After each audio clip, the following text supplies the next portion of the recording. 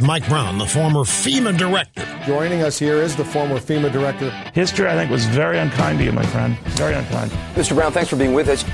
This is Michael Brown Unplugged. Hey, welcome to this episode of Michael Brown Unplugged. I really appreciate everybody subscribing. As a heads up, if you would do me a favor, you can subscribe on the iHeart app or on iTunes.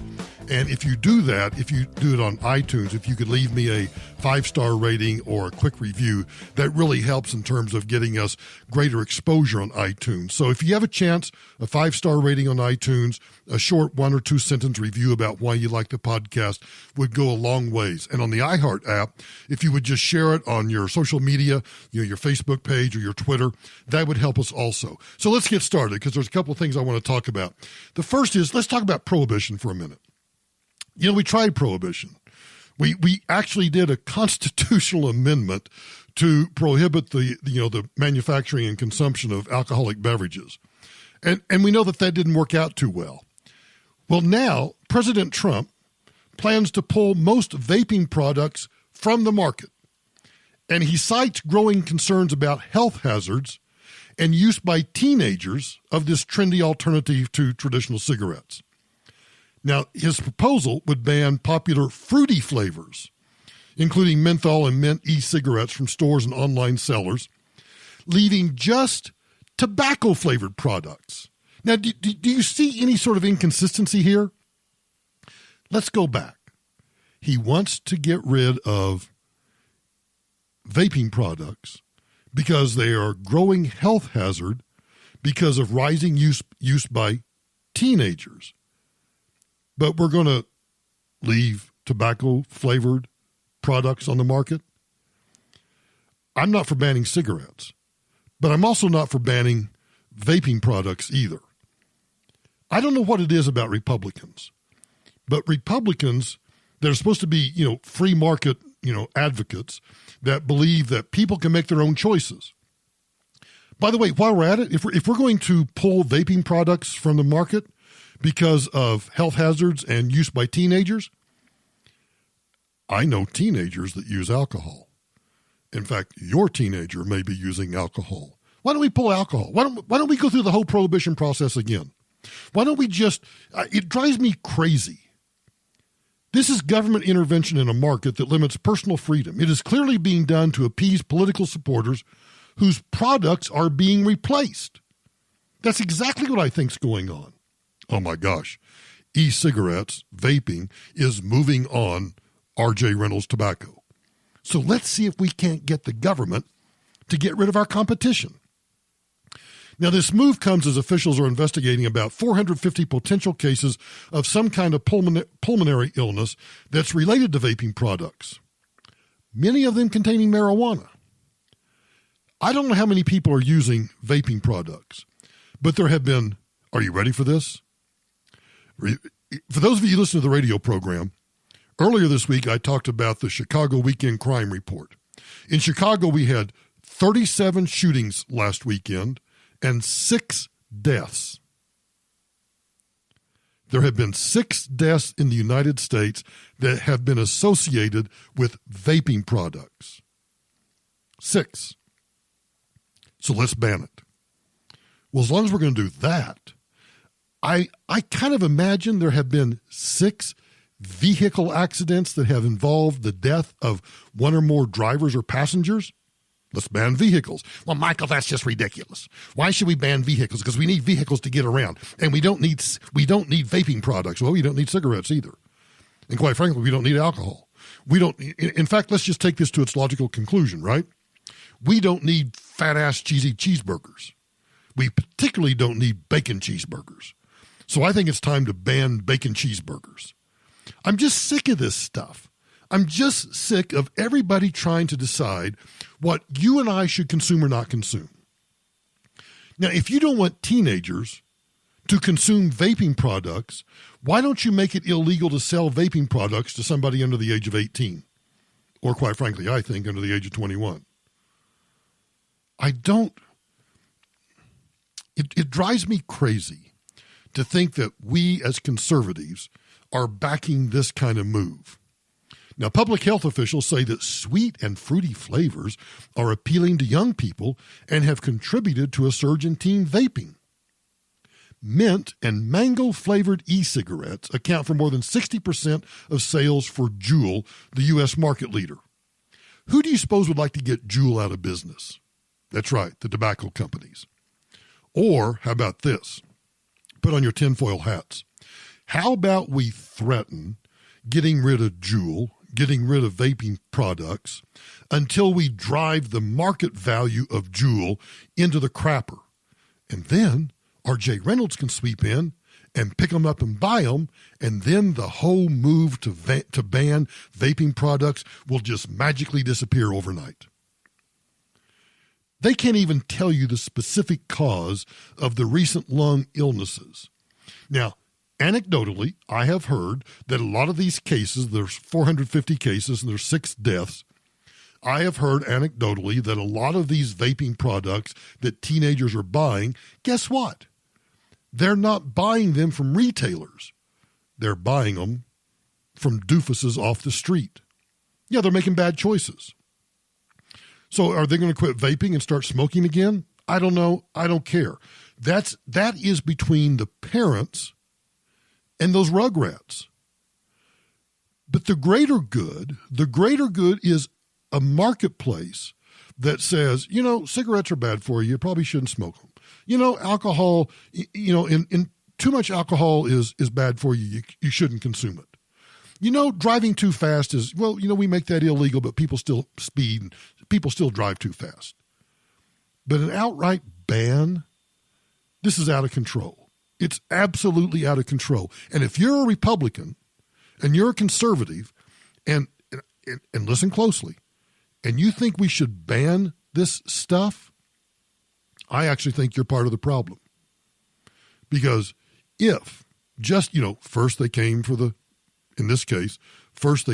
minty flavored Juul product. And then they came for the cheeseburger. And then they came for the bacon cheeseburger. And then they came for the Krispy Kreme. At some point, why don't we just say this? People are entitled to make their own choices. Isn't that what the left tells us all the time when it comes to what women are supposed to be able to do with their bodies? It's supposed to be a choice.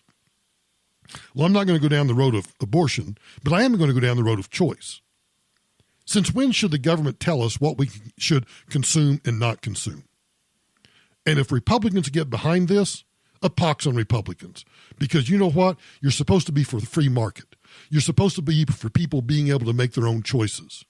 I don't. It irritates me and drives me nuts. Hang on, I'll be right back. Everybody knows that yesterday was the 18th anniversary of September 11th. Well, I didn't see this until I finished the radio program, because if I had seen this before the radio program had ended on Wednesday, I would have used this. CNN's 9/11 message: you right-wingers are America's deadliest terrorists. Listen to this. Startling statistic. Since 9/11, right-wing terrorists have killed more people in the United States than jihadist terrorists. That's according to New America. There are some folks for their own political purposes, would like to keep the focus on only one form of political violence over another. But that would be unwise, because we don't have the luxury of choosing which threats we face. And there's a case to be made that these threats actually echo each other, as our colleague Jim Sciutto and others have argued. They're weaponized versions of tribalism, motivated by fear and finding identity in their hatred of the other. I find it funny that CNN is pointing out that tribalism is destroying America. Who's the one number purveyor of tribalism? CNN. As Max Fisher of the Times wrote, in both, there's the apocalyptic ideology that predicts and promises to hasten a civilizational conflict that will consume the world. To mark the 18th anniversary of 9/11 is to reflect on how we're all the children of 9/11. That attack unleashed destructive forces that we're still wrestling with. But to truly learn the lessons of 9/11 is to resolve not to let hate win or fear define us. And I agree. I don't think that hate should win, and I don't think that fear should define us, but that might be close to the worst take of the day. And apart from the abysmal timing and minimizing of Islamic terrorism today of all days, they're also just out wrong. They claim that after 9/11, well, yes, let's look at the terrorist attacks from 9/11 up through 2016. In 1995, total attacks in the United States, 60. Total fatalities in 1995, 170. U.S. fatalities worldwide, 188. And it drops off significantly. And then we get to 2001. And in 2001, total attacks in the United States, 41. Total fatalities, 3,005. Total fatalities in the United States, U.S. fatalities, 2,908. Obviously, September 11. In 2002, U.S. fatalities in the United States, 0. 03, 0, 04, 0, 05, 0, 06, 1, 07, 0, 08, 2, 2009, 18, 2010, 4, 2011, 0, 2012, 6, 2013, 21, 2014, 19, 2015, 43, 2016, 59. It's really not even as close as to who is the deadliest, even if you said every other terrorist attack was a right-wing attack, which it wasn't. You'd have to go a long way just to catch up to 9/11 and the Pulse attack. And some attacks have been classed by some in the media as right-wing when there's a real question if that's an accurate assessment. But CNN, no, they're not going to let facts get in the way of their narrative. It's just like the whole thing about, there's been 300 mass shootings in the United States in the past year. Oh, BS. There has not been. I'm just tired of all of these narratives getting spread through the media. And most people, I'm not blaming anyone, I'm just saying that most people don't have time to gather the truth or to research and analyze. Well, I heard this. Well, okay, I'll just take it at face value. Or they don't think about it, but then they repeat it to somebody else. And pretty soon that narrative becomes the truth, even though factually it's incorrect. Sometimes I wonder if the world has just really gone batcrap crazy. In London, a zookeeper is now boasting of not assigning a gender role to a baby penguin. Yes, because we don't want to offend a baby penguin by assigning it a gender at birth. When asked to explain, of course she can. What I wanted to do was to take the opportunity to raise the whole conversation with guests who come through to the aquarium, just to raise that exact point, that there is a difference between gender and sex. And in terms of the way that we manage the colony at the aquarium, we wouldn't manage them differently based on whether they are females or males. What we wanted to do with this chick was give guests an opportunity to meet that. Wait, did she just call the penguin a chick? Is that not assigning all you chicks out there, I got a question for you. Is that not assigning a gender? Chicks? I get that it's a bird, it's a chick, blah, blah, blah. But I just find it funny that she uses the phrase chick, but we can't assign an identity. Individual and learn about its personality without assigning it any sort of preconceived sort of gender roles like we would if we were to. So when you say that it is common for Gen 2 penguin chicks to be genderless, what exactly do you mean by that? Are you saying that there are no kind of sex-specific or gender-specific behaviours in Gen 2 penguin? Are there any sexual practices between the penguins that might identify one as male and female? That's what he's really asking. Do penguins have sex? And if they do have sex, wouldn't that indicate that, unless they're gay penguins, you could have gay or lesbian penguins, I assume. I don't know. I've never asked, but maybe I should. Really sort of difficult subject to navigate specifically. You will get small differences in terms of behaviour based on whether they are male or female. It's not like boy penguins are playing football and girl penguins are doing the knitting or something like that. Yeah, because it's interesting when you say assign gender roles. What gender roles can you assign to a penguin? Exactly, and I think that's the key thing. You don't really see it in the animal kingdom. There is a little bit of conversation going on at the moment in terms of whether we might be seeing gender roles in some higher primates, much like we're often compared to other higher primates because we're so similar. But with penguins, there's a difference between sex differences and with gender roles. Penguins would have to have some sort of society where other penguins were potentially putting pressure on little baby penguins that they should be more masculine or more feminine and things like that. So what we wanted to do was give guests that opportunity to not be putting those assumptions onto a little Gen 2 chick. we face some serious problems in the world, some very serious problems. And I'm just happy to know that in the United Kingdom, they're focused on the real serious existential threats to the future of humanity.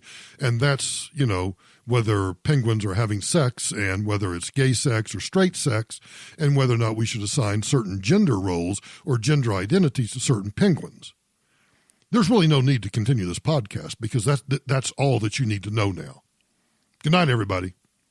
Well, hang on. I'll actually be right back. In case you weren't aware, there was a special election in North Carolina, and the Republican narrowly won, but did in fact win. In politics, it doesn't make any difference whether you narrowly win or you win by a wide margin. A win is a win, much like in everything else. The football team only won by 3 points. Yeah, well, they won. They may have played lousy, but in the end, they won.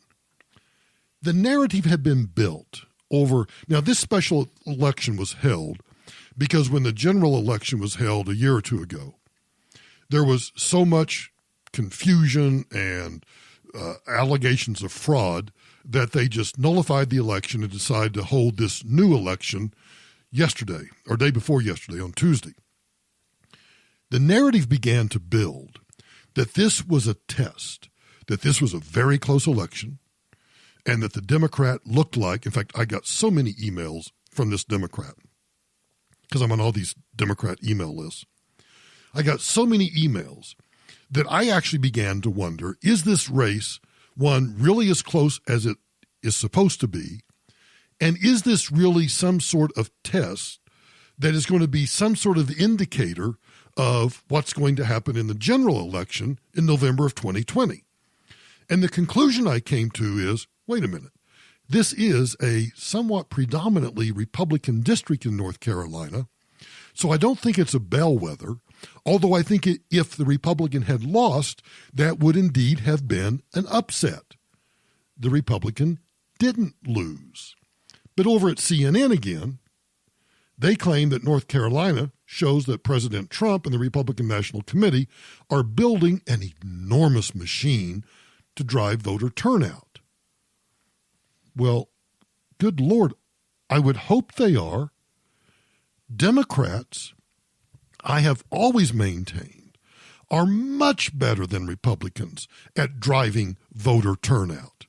And so if that's what Republicans are doing in North Carolina, I say, good for you. It's about time. CNN's Dana Bash. First, in the rural areas, Democrats have shown no signs of being able to break through in those rural areas. What does that tell us going into 2020? It tells us that the unbelievably huge war chest that the Trump campaign and the RNC have been building while the Democrats fight among themselves is going to be used, and already is starting to be used, to get every single one of those rural voters out. I mean, the president is the president because people came out to vote in places in the rural areas of North Carolina, of Wisconsin, of Michigan, who hadn't voted in some time. And if they did vote, probably they voted for a Democrat before. The machine that they are building to identify those voters, get them out, is going to be enormous. The question, and it should be. That's what you're supposed to do in politics. You're supposed to build an organization. Anytime people come to me, and because I encourage people that if they want to run for public office, they should run for public office. But I try to be realistic and explain to them, here's what it's going to take to do a run for public office. First and foremost, you're going to have some money. You're going to have some benefactors that are going to help you raise money. And even more important, in my opinion, than the money is an organization. Without the organization, you can have all the money in the world. You can run all the TV ads in the world and all the radio ads. But if you don't have an organization to get the vote out, to get those who have been identified as people likely to vote for you, and then have a way to get them to the polls, to encourage them to vote, to make sure they got their ballots, to do all of that, if you don't have that kind of organization, all that money is going to be a waste. So the fact that CNN is out there touting that the Republicans are putting together an enormous machine, well, that's what Democrats do too. That's what all political parties do, is they build machines to make sure that they get their voters to the poll on Election Day. You can have all the supporters in the world. If they don't show up on Election Day, or they don't mail in their ballot, God, I hate mail-in ballots. If they don't mail in their ballot by the deadline, or they don't turn it in or take it to the polling place or whatever, then it doesn't make any difference how many supporters you have. If they don't vote, they don't show up, you lose. I'll be right back. So let's talk about Papa John's pizza for a minute. You know, if a totalitarian society becomes sufficiently fanatical, it's really not enough to erase thought criminals. Cue up Orwell's 1984. Because anything associated with thought criminals must also be erased. And the example, when I refer to Papa John's, is their former CEO, John Schnatter. From State College, Pennsylvania, comes this story.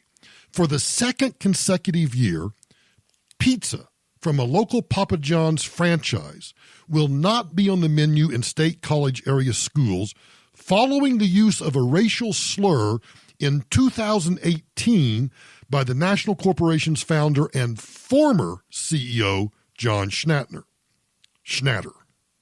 The school board voted 6-3 on Monday night to reject the bid from Badgco Global Management, which operates the State College Papa John's franchises, to be the vendor for elementary and middle school pizza days, a role it previously held for 15 years.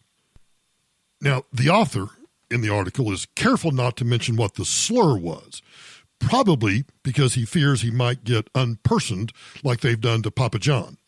The forbidden word is the ultimate blasphemy in the liberal religion. Even the daring reference it only obliquely as the, quote, N-word. But persons of politically preferred pigmentation, in other words, black people, they're allowed to use the word in its entirety, as a lot of them do in nearly every sentence. But back to Papa John. Schnatter resigned from the company in July of 2018. Now, he retained Papa John's stock, but he's been selling it off this year and is now estimated to have a 19% stake in the company. Schnatter did not call anyone the N-word. On the contrary, what he did was he accused other people of using the word. But in denouncing people for using the word, he used the N-word himself, thereby committing the blasphemy. This is why all ground where Schnatter has stepped must actually be regarded as unholy and sown with salt. You know, context actually counts for nothing with the thought police. You know, when Mary Beth Maxwell of the Ultra PC Human Rights Campaign spoke the blasphemous N-word while describing an external situation that she found horrifying in which racial and homophobic slurs were used, she lost her job. Now, a true dumbass, she accepted that absurd punishment as just punishment. You know, when we inevitably transition from a soft to a hard tyranny, unauthorized incidental utterers of the forbidden N-word like Papa John will probably just be executed, along with anybody who is reckless enough to say, hey, wait a minute. So Domino's ended up getting the State College contract last year and probably will again this year, even though Papa John's beat their bid by $1 per pizza. So those footing the bill can consider $1 per pizza a small price to pay for political purity. Schnatter and Papa John's stockholders are paying a much higher price, as is anyone who values living in a free and sane society. And just so there's no doubt in anybody's mind, I'm not advocating for the use of the N-word, but I do find it hypocritical that blacks are allowed to use the word freely and openly. In fact, make hundreds of millions of dollars off it in many cases. But the thing I find most disturbing is someone who criticizes somebody else for using the N-word and themselves either quote that person and say the N-word out loud, they're as guilty as if they had said the word themselves in a pejorative manner. It really is absurd. We do need a Newspeak dictionary. Orwell was right. And I still maintain anybody that comes up with a Newspeak dictionary online that we can every day wake up and understand what words we can't use or what context we can use and not use is going to make $1 bazillion. I guess I should quit podcasting and get busy and work on that dictionary. Hang on, I'll be right back. And finally, last but not least, let's go to one of my favorite politicians, Robert Francis O'Rourke. As we lovingly call him, Beto. It seemed that getting born rich was the last thing that Robert Francis O'Rourke would ever do right. I mean, how can you screw that up, right? But he has now cleverly positioned himself to prove that he's not as full of crap as so many have come to believe. Beto O'Rourke says this: rich people are going to have to allow, or be forced to allow, lower income people to live near them. Now all Robert Francis O'Rourke has to do is move into a slum and people might stop calling him a hypocritical punk. It wouldn't be enough to stop them from laughing at him, though. One thing that's not funny about Robert Francis O'Rourke is how nakedly tyrannical he is about imposing his egalitarian ideology. You know, it's not funny because the rest of his party actually shares that same trait. Just forget about the Jeffersons and moving on up. Their utopia will not be achieved until the only avenue of upward mobility is through the gates of government. But let's go back to what he said.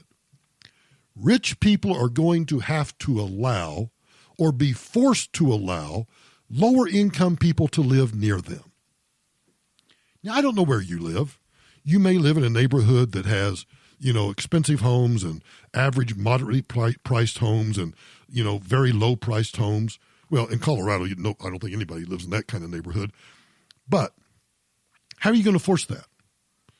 I'm just thinking about my neighborhood right now.